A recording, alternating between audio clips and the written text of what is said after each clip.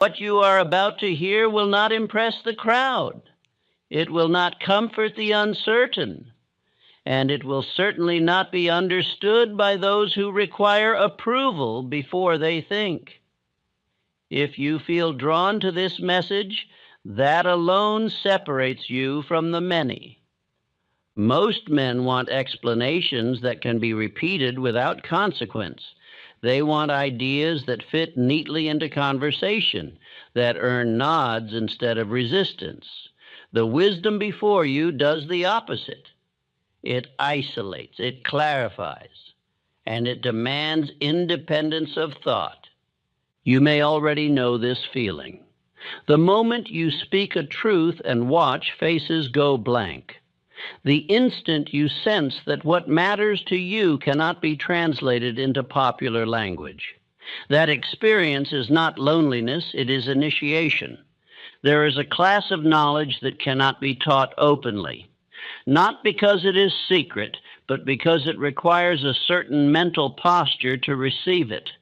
Without that posture, the words fall flat, or worse, provoke ridicule. This is why most men live inside borrowed opinions. They repeat what they have heard, defend what they have never tested, and reject what threatens their comfort. They are not stupid. They are unprepared. If you have ever felt that your thinking runs ahead of your environment, you understand this tension. You see patterns others dismiss. You sense direction where others see chaos.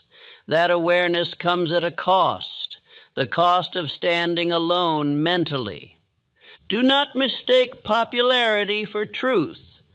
The majority has always resisted ideas that require discipline, responsibility, and self-governance. Wisdom that empowers the individual is never welcomed by those who depend on the crowd for identity.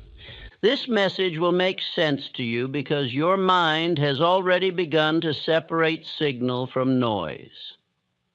You are no longer satisfied with explanations that excuse weakness or glorify chance. You want law, not luck. Almost no one else will understand it because understanding requires obedience, and obedience demands change. Most men would rather argue than alter themselves. They defend their limitations as though they were virtues. You may feel a quiet recognition as you listen, not excitement, but alignment, not shock, but confirmation. That feeling is not coincidence, it is familiarity. Truth feels familiar to the prepared mind. There is a reason this wisdom is not shouted from rooftops. It does not benefit the drifter. It does not flatter the complacent. It rewards only those willing to assume responsibility for their thoughts, their habits, and their outcomes. Men who are not ready will call this dangerous, extreme, or unrealistic. They said the same of every idea that demanded mastery instead of conformity.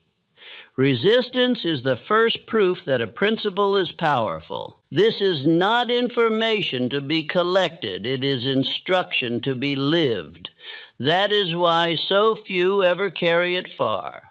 Living differently requires separating from old agreements, agreements with fear, doubt, and the need to be understood. You may have tried before to explain what you sense. You learned quickly that explanation invites debate, not comprehension. This wisdom is not defended, it is demonstrated. Those who grasp it do not argue, they apply. And application changes posture, tone, decision, and result. From the outside, it looks like confidence. From the inside, it feels like clarity. Almost everyone will miss this because they listen to be entertained, not transformed. They want comfort, not command. They want reassurance, not responsibility. This message offers none of that. If you are still here, still attentive, still curious, without needing agreement, you are already among the few. Not better, just ready. This is the dividing line. On one side, those who require permission to think. On the other, those who accept the burden of independent judgment.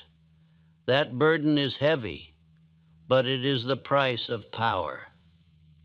Do not rush to repeat what you hear. Let it work quietly. Wisdom matures in silence.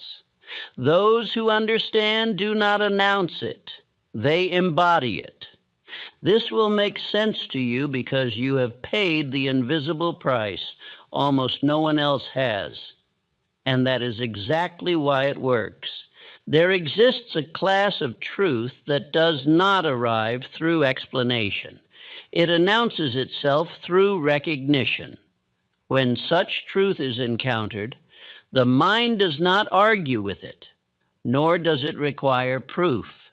It simply settles, as though something long familiar has returned after a period of absence.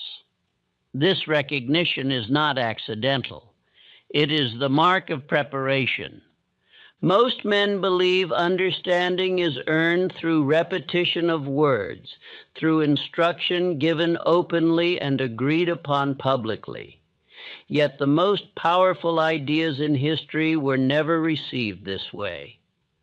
They were grasped privately, often in silence, by minds already disciplined enough to receive them. This is why certain truths make immediate sense to a few while remaining invisible to the many. The difference is not intelligence. It is posture. The prepared mind listens differently. It is not waiting to be convinced. It is waiting to confirm what it already suspects. I have observed that men who understand early often struggle to explain what they see. Their language fails them. They sense direction, law, and order, yet words seem clumsy when spoken aloud. This difficulty is often mistaken for confusion. In truth, it is clarity exceeding vocabulary. Explanation depends upon shared assumptions. Where assumptions differ, explanation collapses. The crowd hears words. The prepared hear instruction. The same message passes before both. Only one recognizes its meaning. This is why wisdom isolates before it empowers. The man who recognizes truth early often finds himself standing alone mentally. His environment does not confirm what he sees. His language is not echoed back. This solitude is not punishment. It is separation. Separation is required for independent judgment. As long as a man depends upon agreement to validate thought, he cannot think freely. Recognition demands independence. It demands that a man trust what he sees, even when it is not yet visible to others. The unprepared mind seeks comfort first. It wants ideas that fit neatly into conversation, that earn approval without resistance. Truth that demands discipline is unwelcome. It threatens established habits and borrowed beliefs. This is why the crowd prefers information to wisdom. Information can be repeated without consequence. Wisdom requires obedience. Obedience demands change. Change threatens comfort. I have known men who read the same words others dismissed and felt a quiet certainty form within them. They did not feel excited. They felt aligned. This alignment was subtle but unmistakable. It marked the beginning of separation. Such men often attempt early on to share what they recognize. They are met with blank stares or polite dismissal. The experience teaches them an important lesson. Explanation is ineffective where readiness is absent. From this lesson grows discretion. The man learns to hold understanding quietly. He stops arguing, he stops persuading, he begins to apply. Application replaces explanation because results speak where words fail. The man who applies truth does not need to defend it. His posture, decisions, and outcomes reveal it without announcement. Others later say such men were always different. In truth, they were simply earlier. They recognized patterns long before those patterns became obvious. Recognition is costly. It requires responsibility. Once a man sees clearly, he can no longer hide behind ignorance. He cannot claim confusion. He must choose. This responsibility is why many resist recognition unconsciously. They sense that to understand would require action. It would require separation from the familiar. It would require ownership of outcome. The prepared mind accepts this cost. It prefers responsibility to comfort. It would rather be alone in truth than accompanied in illusion. This choice often saves years. Men who wait for permission to think lose decades conforming to borrowed opinions. Men who trust recognition move earlier, adjust sooner, and learn faster. 10 years of wandering can be avoided by one moment of honest recognition. The man sees that he no longer believes what he has been repeating. That moment marks a turning. From that turning forward, life reorganizes. Decisions become firmer. Distractions lose appeal. The man no longer seeks explanation for every impulse. He trusts alignment. This trust does not make him arrogant. It makes him reserved. He listens more than he speaks. He observes rather than debates. He tests rather than proclaims. Others misinterpret this restraint. They may call it detachment or pride. They do not see the discipline beneath it. They see silence and assume indifference. Silence is not indifference. It is incubation. Truth matures quietly. It does not need applause to strengthen. Repetition still plays a role, but not for persuasion. Repetition confirms recognition. Each encounter with the same principle deepens understanding rather than proving it. This is why certain ideas return again and again to the prepared mind. They are not haunting him. They are refining him. The crowd experiences repetition as boredom. The prepared experience it as depth. The same words yield new meaning as the mind changes. I have observed men revisit the same principle over years and finally grasp it fully when readiness arrived. The words had not changed. The man had. This change is internal. It cannot be displayed or defended. It expresses itself through conduct. The man who understands early often feels a sense of inevitability. He knows where his path leads even when details are unclear. This knowing is quiet and steady. Others mistake this for confidence. It is not confidence. It is familiarity. The man recognizes the law at work and trusts its operation. This familiarity saves effort. The man stops resisting instruction. He stops arguing with what he already knows is true. Argument is often a refuge for the unready. It allows the mind to engage without obeying. Recognition ends argument. Once recognition occurs, the man feels less need to collect information. He becomes selective. He listens for confirmation rather than novelty. This selectivity sharpens judgment. Judgment strengthens decision. Decision produces movement. Movement teaches faster than discussion ever could. The prepared mind understands that wisdom cannot be transferred wholesale. Each man must recognize it for himself. No amount of explanation can substitute for readiness. This understanding breeds patience. The man stops trying to wake others prematurely. He allows life to instruct them when the time comes. Meanwhile, he applies quietly. Application compounds, results accumulate. Others notice results before they understand causes. They ask questions later. By then, the man no longer needs to explain. Recognition also carries humility. The man knows he did not create the truth he recognized. He merely became ready to receive it.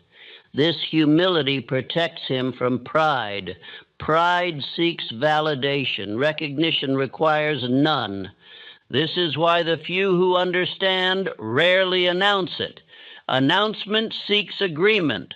Recognition does not need it. The man continues forward, guided by what makes sense to him, even when it does not to others. This independence of thought is the first true freedom. It releases the man from dependence on approval. It restores authority over judgment. Authority over judgment restores authority over life. Many men never reach this point. They trade recognition for belonging. They choose comfort over clarity. They live safely and wonder quietly what they missed. Those who choose recognition accept the burden of being misunderstood. They also accept the reward of alignment. Alignment produces steadiness. Steadiness produces persistence. Persistence produces result. Others later call this destiny. It was recognition obeyed. Say these words quietly, not as declaration, but as acknowledgement.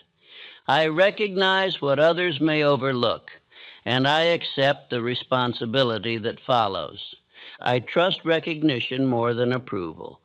This acknowledgement marks the true beginning.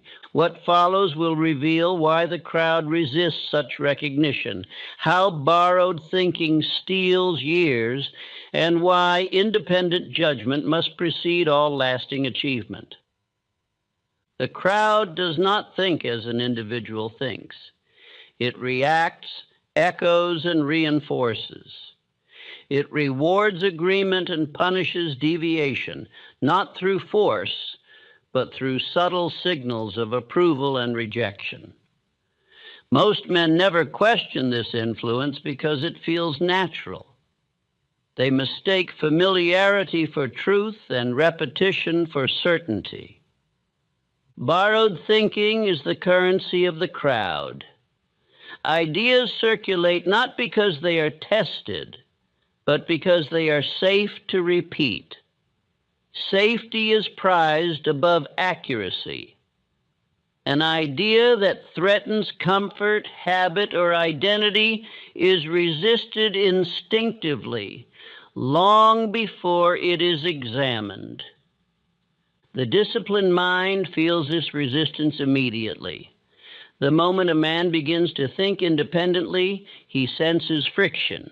His ideas are no longer met with enthusiasm. Conversation grows tense. Agreement becomes conditional. This tension teaches him how deeply the crowd governs thought.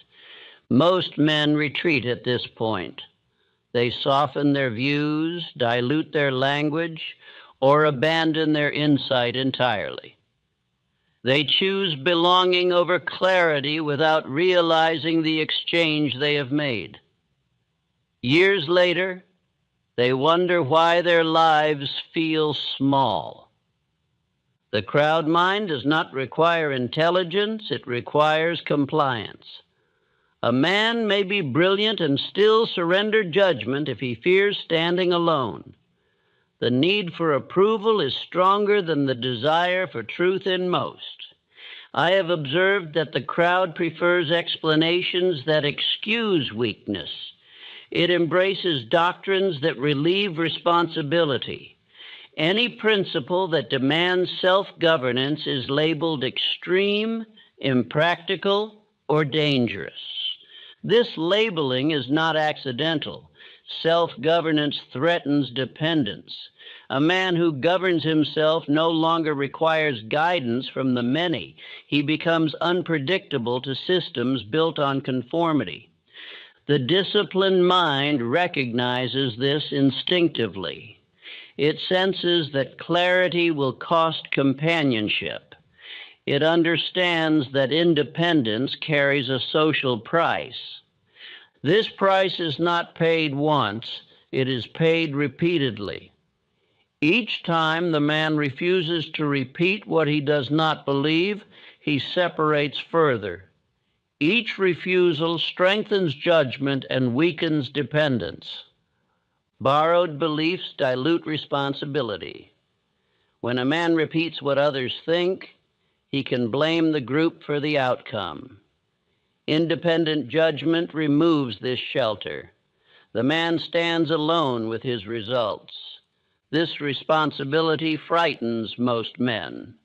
They prefer the comfort of collective error to the burden of solitary correctness. Yet collective error compounds. When many drift together, the drift accelerates. The man who follows the crowd rarely notices movement because everyone around him is moving in the same direction. Years pass unnoticed this way. 10 years can disappear inside agreement. 20 years can vanish inside routine. 30 years can be lost without a single deliberate decision being made. The disciplined mind resists this current. It feels uneasy repeating ideas it has not tested. This unease is often dismissed as arrogance by others. In truth, it is integrity. Integrity demands alignment between thought and belief. The man cannot say what he does not accept. He cannot defend what he has not proven. This refusal unsettles the crowd. Silence is tolerated. Agreement is welcomed. Independent thought is disruptive. The crowd reacts to disruption through ridicule rather than reason. Ridicule discourages without engaging.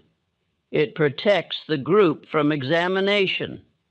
I have seen men abandon promising insight because it was mocked early.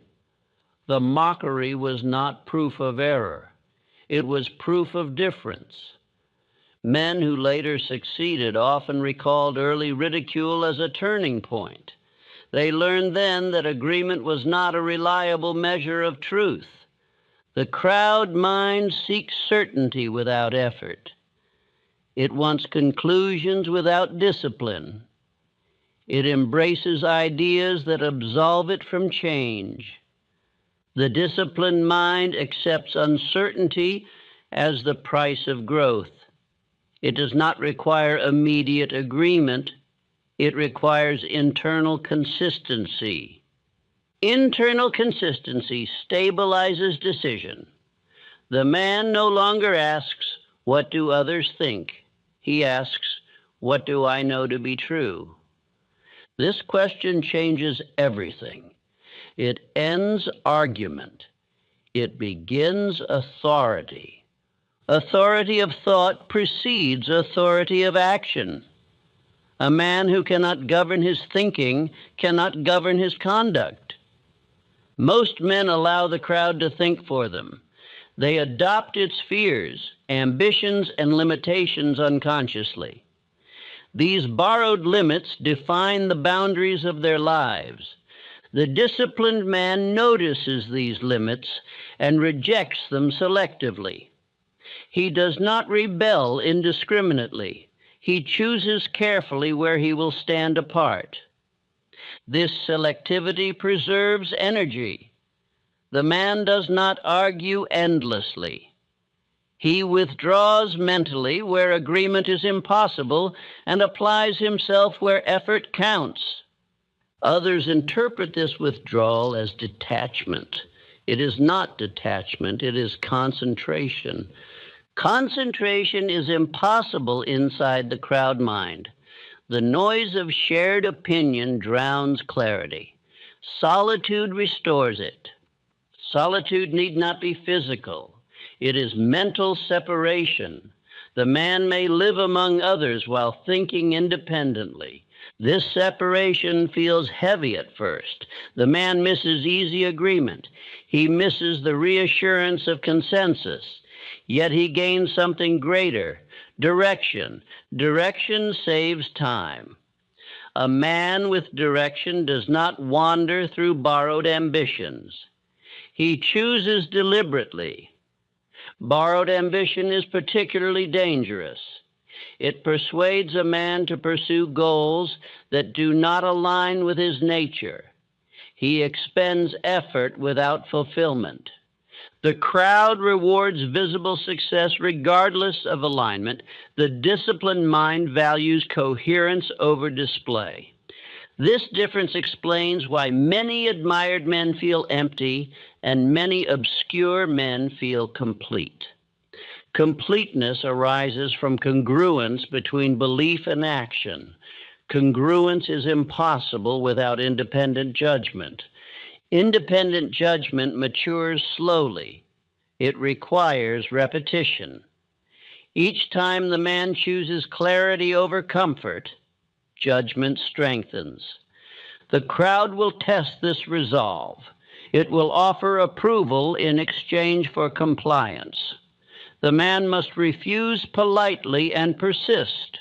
Persistence eventually produces results. Results attract curiosity. The same crowd that resisted early begins to inquire later. By then, the man no longer needs approval. His work speaks. This reversal is common. The crowd mocks what it does not understand, then praises what it cannot deny. Those who waited for approval before acting never experience this reversal. They remain inside consensus and wonder why nothing changes. The disciplined mind understands that majority agreement has never been a requirement for truth. History confirms this repeatedly. Men who introduced new ways of thinking were rarely welcomed at first. Their ideas demanded discipline, courage, and responsibility, qualities the crowd resists instinctively. This resistance filters the unprepared. Only those willing to stand alone proceed. Standing alone mentally saves decades. It prevents the slow erosion of purpose that comes from living someone else's expectations. Say these words quietly, not as defiance, but as orientation. I do not borrow my thinking from the crowd. I accept the weight of independent judgment. This orientation is not loud, it is steady. With it, the man no longer drifts inside popular thought. He moves deliberately, even when unseen. What follows will reveal why wisdom cannot be transferred through explanation, why argument serves the unready, and why truth must be lived before it can ever be understood by others. There is a point at which explanation becomes an obstacle rather than a bridge. Wisdom reaches that point quickly. It resists being carried by words alone because words invite discussion without commitment. A man may agree verbally and remain unchanged entirely. This is why the most powerful truths cannot be taught in the ordinary sense. They must be lived. Explanation appeals to the mind that wishes to remain comfortable. It allows a man to listen, nod, and return unchanged to familiar habits. Application removes that refuge. It demands that the listener become the instrument through which the truth proves itself. I have observed that men who hunger for explanation often resist application. They ask for clarity, not because they intend to act, but because clarity delays responsibility. As long as something is still being explained, obedience can be postponed. Wisdom does not argue its case. Argument assumes equal authority between truth and comfort. Truth does not negotiate. It waits. When readiness arrives, it is recognized without persuasion. This is why explanation so often fails. It attempts to carry instruction into a mind that has not yet accepted its cost. Without acceptance, explanation becomes entertainment. Many men enjoy hearing truths they never intend to live. They collect ideas as ornaments, displaying them in conversation. Their lives remain unchanged because nothing was ever risked. The man who understands this stops explaining prematurely. He recognizes that words spoken before readiness invite resistance rather than comprehension. He allows his conduct to speak instead. Conduct speaks slowly but convincingly. It does not seek agreement. It demonstrates consequence. Others observe without being invited to judge. I have seen men attempt to defend principles that could only have been proven through action. Their defense weakened the principle by reducing it to opinion. Opinion invites opposition. Demonstration ends it. Wisdom that is defended too early is often diluted.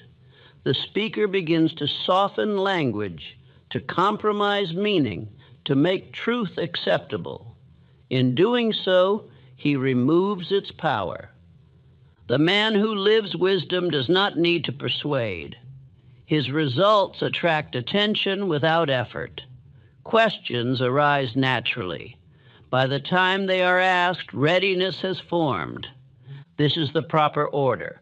Application first, explanation later, if needed. Language is a blunt instrument. It points. It suggests. It cannot transfer posture. Posture must be adopted through practice. This is why two men can hear the same words and experience entirely different outcomes. One hears instruction, the other hears sound. The difference lies in willingness to act. Obedience transforms understanding into capacity. Without obedience, understanding remains abstract. Abstract understanding flatters the mind, but leaves life unchanged. The crowd confuses agreement with obedience. They believe that because an idea is widely accepted, it is powerful. Acceptance without application produces nothing. I have known men who could recite principles flawlessly, yet failed to apply even one consistently. Their knowledge impressed others. Their lives did not improve. By contrast, men who applied imperfectly but persistently advanced rapidly. Their language was often crude, their understanding incomplete, yet their obedience produced refinement. Refinement comes through use. Use reveals error. Error invites correction. Correction produces mastery. Explanation alone cannot enter this sequence. The man who lives wisdom accepts misunderstanding early. Others may misjudge him. They may attribute his conduct to temperament or luck. He does not correct them. Correction would require explanation, and explanation would weaken focus. Silence protects application. It preserves energy for execution. This silence is often mistaken for secrecy. It is not secrecy. It is economy. The man invests effort where it compounds. Wisdom embodied alters posture. The man moves differently. He decides faster. He hesitates less. These changes are subtle but visible. Others feel them without understanding them. They sense steadiness. They trust instinctively. They respond differently. This response reinforces application. The man sees that obedience produces alignment. Alignment encourages persistence. Persistence deepens embodiment. Over time, the principle becomes habit. Habit becomes character. Character no longer needs explanation. Character teaches silently. This is why the most influential men rarely explain themselves fully. Their lives speak with greater authority than their words ever could. The unready often accuse such men of arrogance. In truth, they have learned the futility of premature explanation. They conserve energy.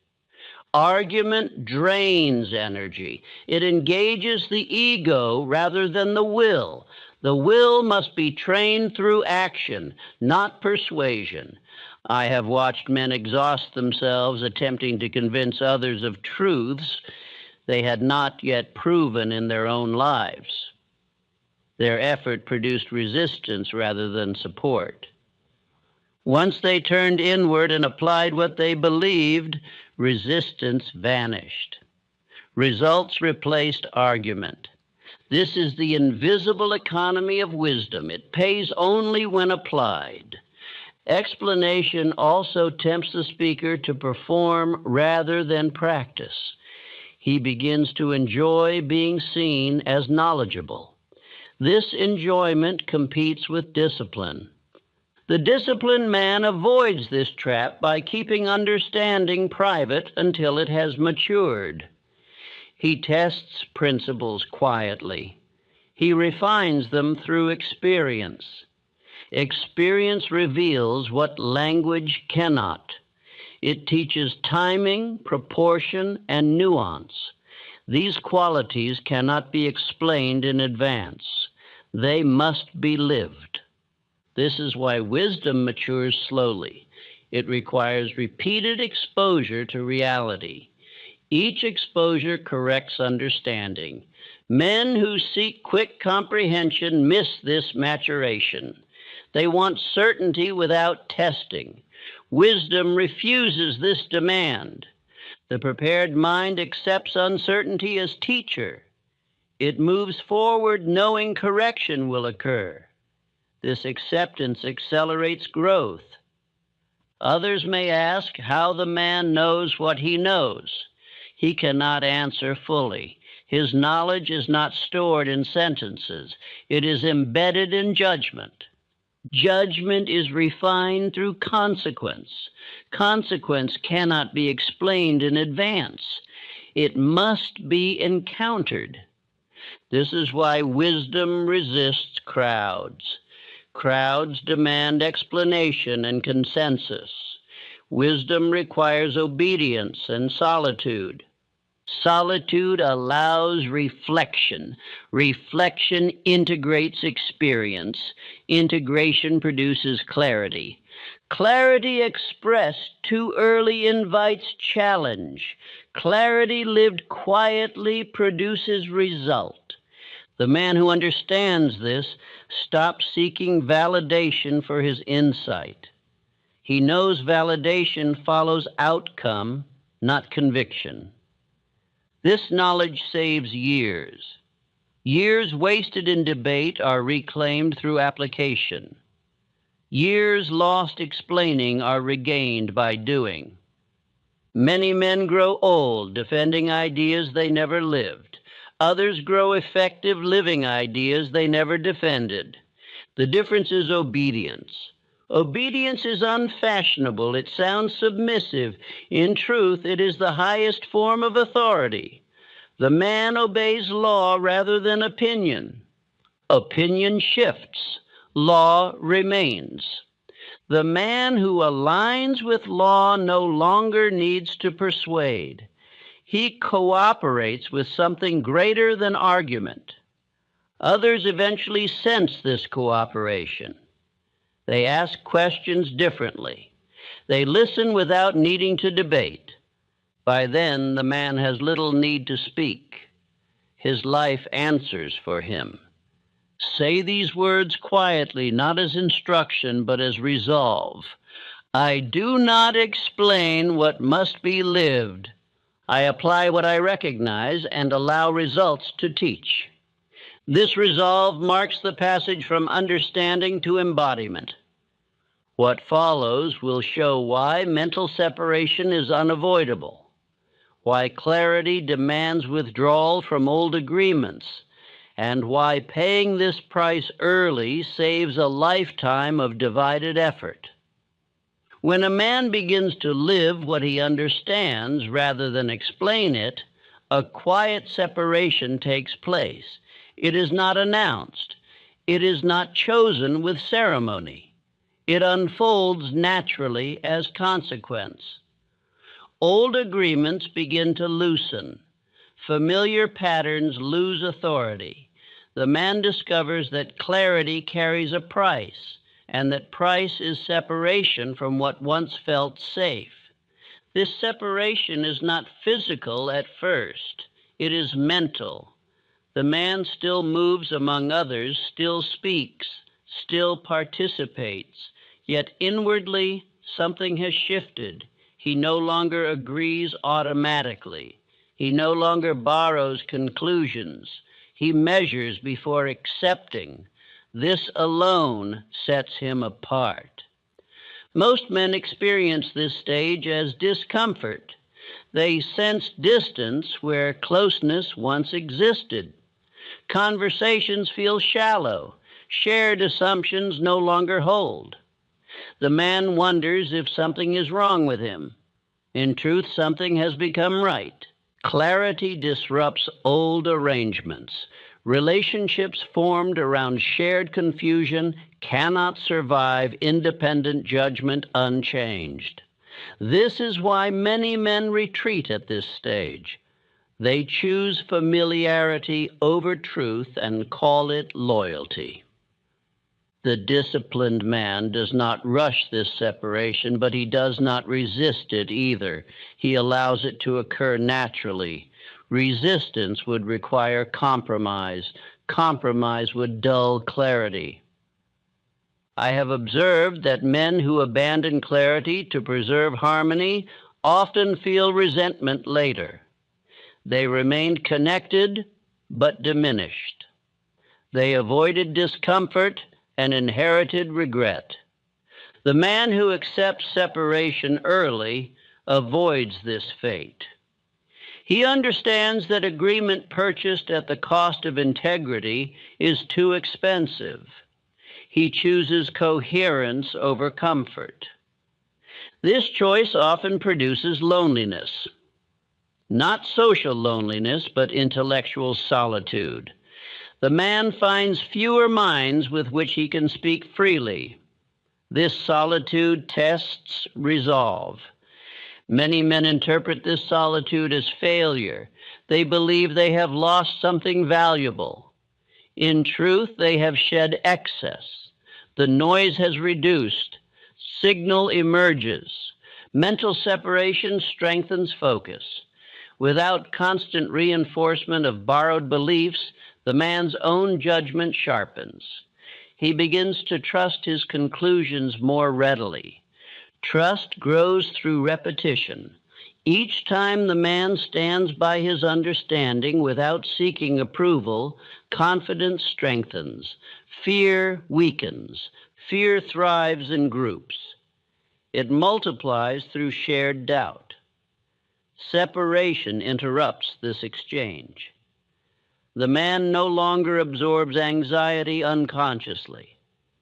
This alone saves years. Many men live inside fears they did not originate. They inherited them through proximity. Separation returns fear to its rightful owner. I have known men who felt lighter after withdrawing mentally from the crowd. Their burdens had not been their own. They had been carrying collective hesitation. Clarity also disrupts identity. The man can no longer describe himself using borrowed labels. He becomes harder to define. Others may struggle to place him. This uncertainty unsettles those who rely on categories. They may pressure the man to explain himself, to justify his direction.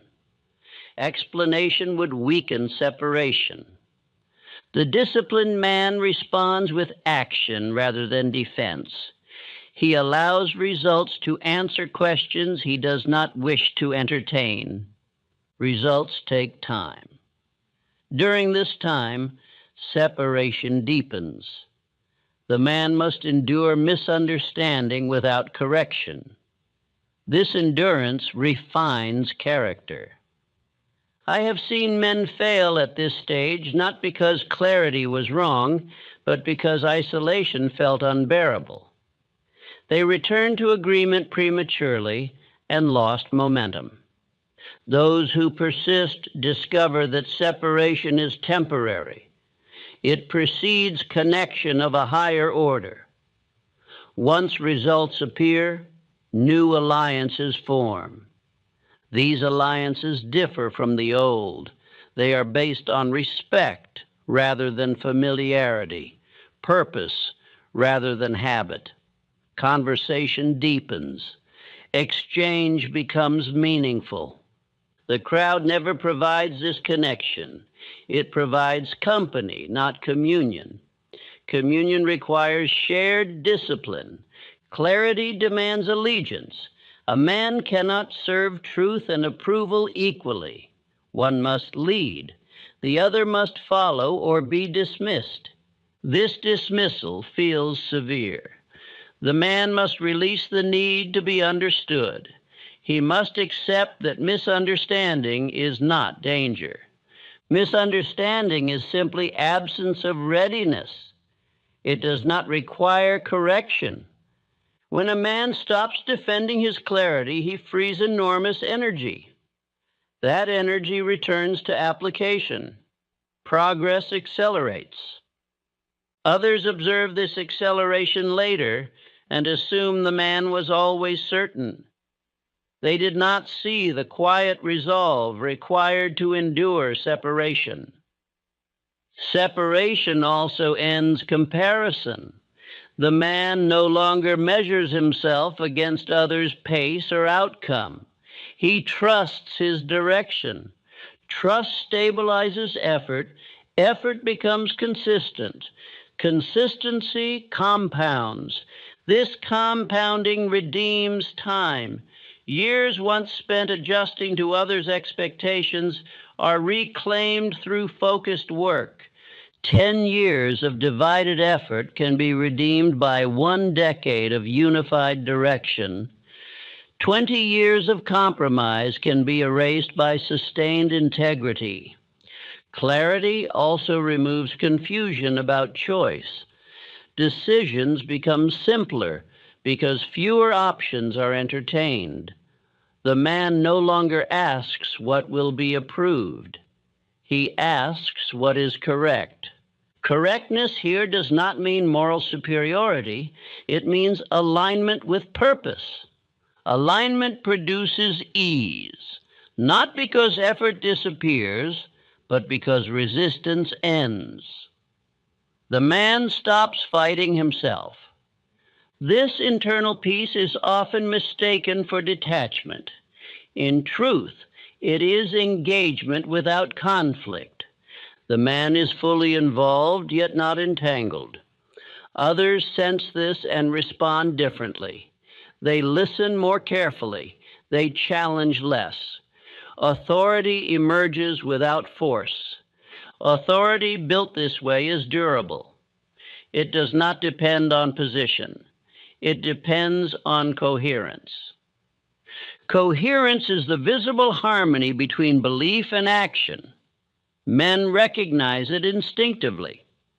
This recognition attracts opportunity. People trust those who are not divided.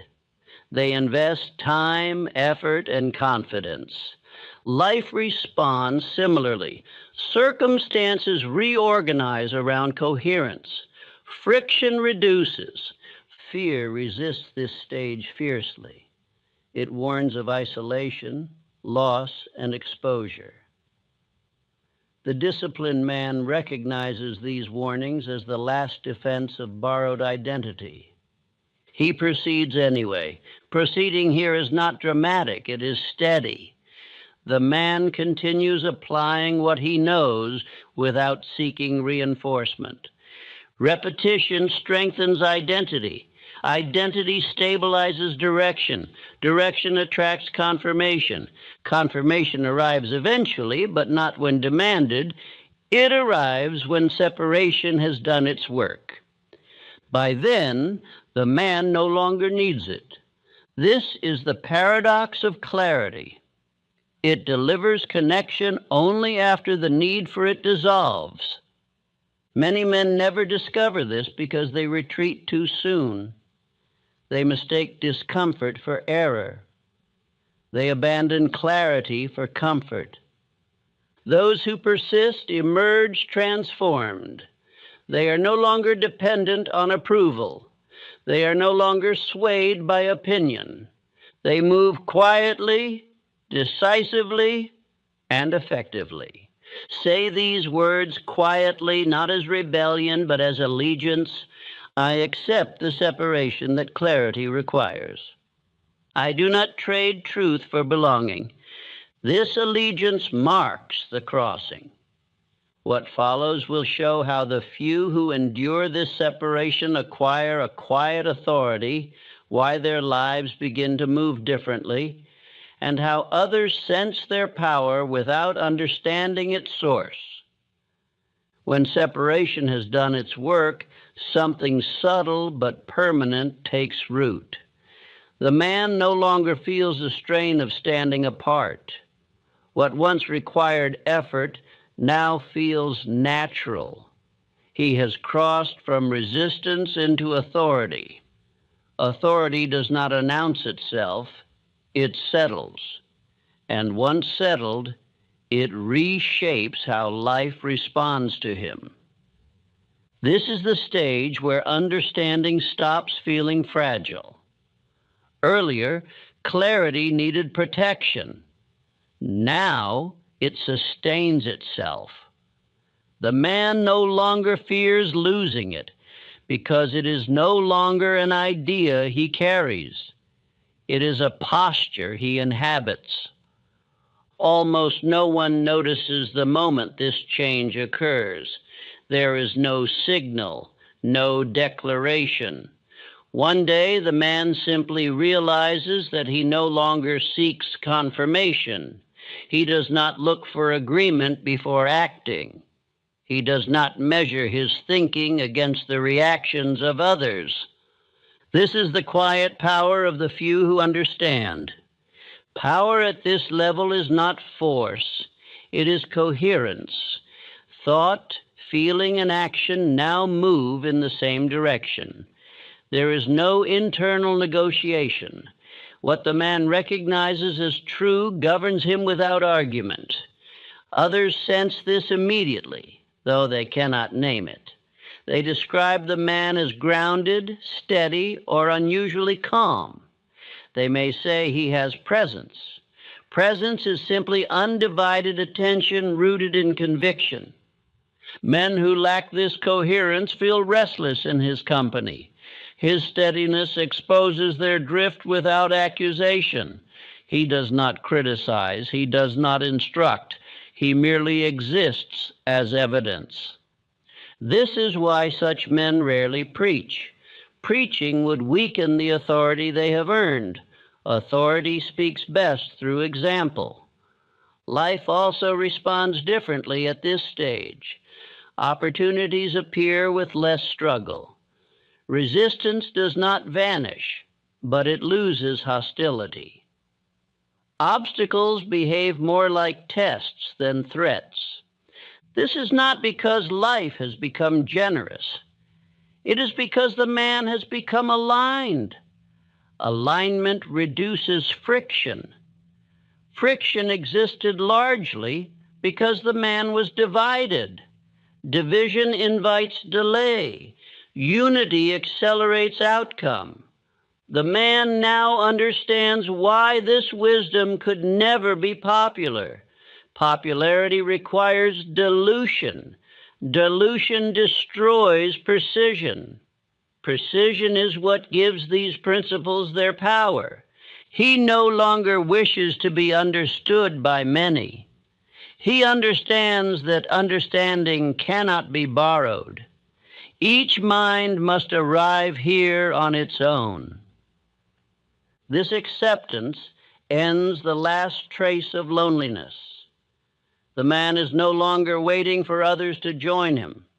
He is content to proceed. Contentment here is not complacency, it is certainty. The man knows what he is about. He knows what he will not trade. This knowledge stabilizes decision. Decisions are made with less emotion and more finality. Once made, they are not revisited endlessly. Revisiting decisions was once a habit. It belonged to the stage where clarity was still forming. Now clarity has matured. This maturity saves time, enormous time. Years once lost to hesitation, justification, and explanation are reclaimed. The man moves directly from recognition to execution. He no longer circles his own intention.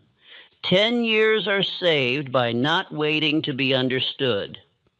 20 years are saved by not seeking permission to think. 30 years are saved by not negotiating with fear disguised as opinion. This is the hidden reward of mental independence. Others often attribute this progress to luck. They say things seem to fall into place for the man. They do not see the cost he paid early: misunderstanding, separation, restraint. Luck is the name given to alignment by those who have not achieved it. The man knows better. He knows that life cooperates with coherence. When thought and action agree, circumstance must respond. This does not mean every endeavor succeeds outwardly. It means every endeavor strengthens him inwardly. Loss no longer destabilizes identity. Gain no longer inflates it. The man is governed from within. This inner governance is the true prize. It cannot be taken. It cannot be shaken by opinion. It does not depend on condition. Men governed from without are forever adjusting. Men governed from within are constant. This constancy attracts trust. People rely on such men without fully understanding why. They feel safe in their presence because their direction is steady. Leadership emerges naturally here, not leadership by title, but by gravity. Others orient themselves around the man's clarity. He does not command. He does not persuade. He simply proceeds. This proceeding becomes demonstration. Demonstration teaches without effort. Over time, those who once dismissed him begin to inquire. Their questions come softly now without challenge. They are no longer debating. They are listening. The man answers sparingly. He does not overwhelm. He knows explanation must wait for readiness. He offers just enough for recognition to occur. Some will recognize. Most will not. This no longer concerns him. The man has learned that truth does not require majority approval. It requires obedience. Obedience here is not submission to another. It is submission to what one knows inwardly to be right. This obedience simplifies life. Complexity fades. The man's days are full, but not scattered. His effort is demanding, but not exhausting.